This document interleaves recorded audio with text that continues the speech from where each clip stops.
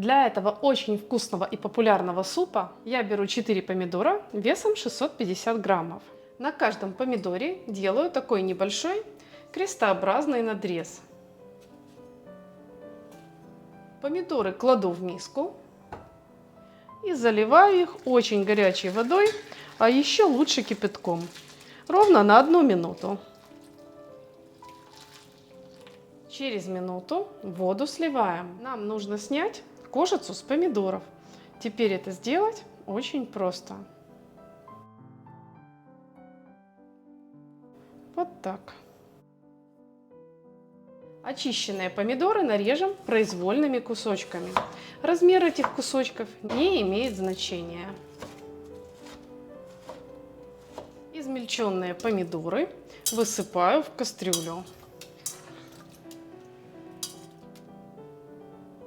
Следующий ингредиент супа – огурцы. С них просто удаляем хвостики, плодоножки. Так же, как и помидоры, ароматные огурцы нарезаем произвольно.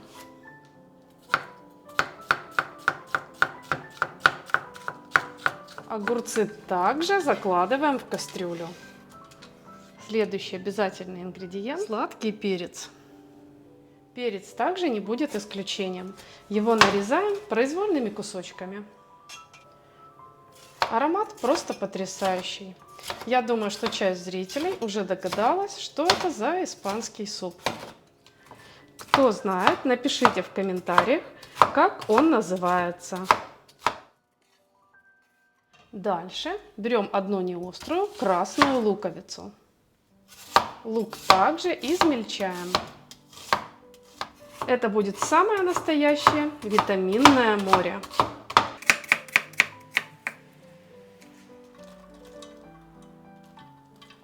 Ну и, конечно, добавим 1 зубчик чеснока. Без него никак. А кто любит выраженный пикантный вкус, может добавить и 2 зубчика. Теперь всю эту овощную композицию посолим по своему вкусу. Добавим немного щепотку красного острого перца, опять-таки по своему вкусу. Щепотку черного молотого перца. 1 столовую ложку натурального 6% уксуса. У меня это яблочный, можно взять винный. Также отлично подойдет бальзамический уксус. И еще наливаем на глаз пару столовых ложек нерафинированного растительного масла на ваш вкус. Я взяла оливковое масло, оно сюда идеально подходит. Воспользуемся блендером, любой вид, которым вы обычно пользуетесь.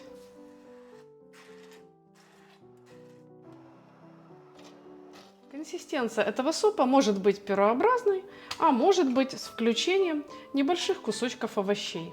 Как вам больше нравится? Сразу попробуйте суп на этой стадии. Достаточно ли вам соли, кислинки?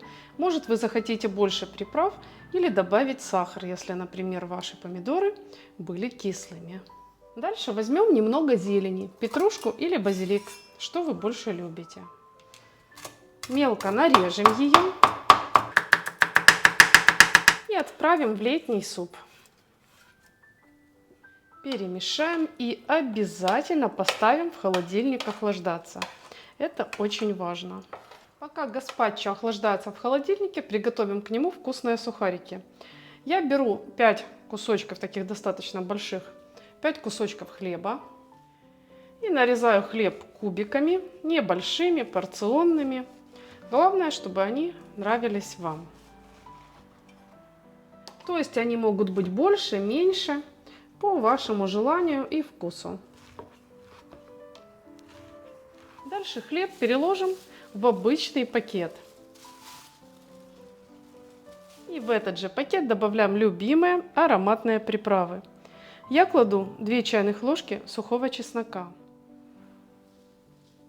и 1 чайную ложку сухого базилика. Также сюда прекрасно подойдут итальянские, прованские травы, орегано на ваш вкус. Теперь я просто беру этот пакет, немножко его надуваю, крепко держу и хорошо встряхиваю хлеб. Таким образом приправы распределятся равномерно, сухарики будут одинаково напитаны приправами. Дальше на этот ароматный хлеб нальем столовую ложку какого-нибудь ароматного нерафинированного масла. Лучше, конечно, оливковое. И опять проделаем ту же процедуру. Просто хорошенько встряхнем.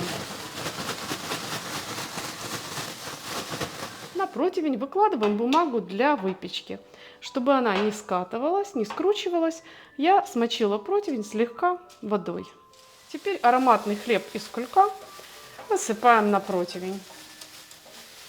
Распределяем его так, чтобы он лежал в один слой. И теперь поставим выпекаться в духовке при температуре 190 градусов. Кстати, по желанию такие сухарики можно приготовить и на сковороде. Высыпать на сухую горячую сковородку и помешивать, пока сухари не станут румяными. Через 10 минут у нас готовы идеальные сухарики.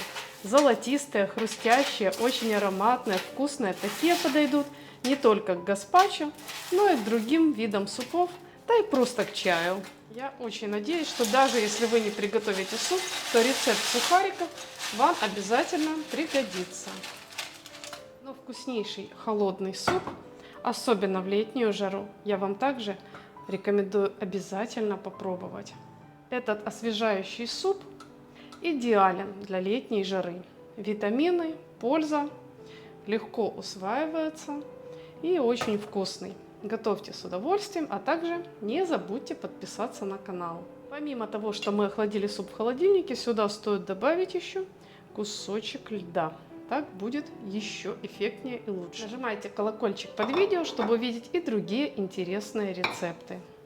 Ставьте лайк, пишите ваше мнение в комментариях. При подаче супа сбрызните его еще раз сверху небольшим количеством оливкового масла.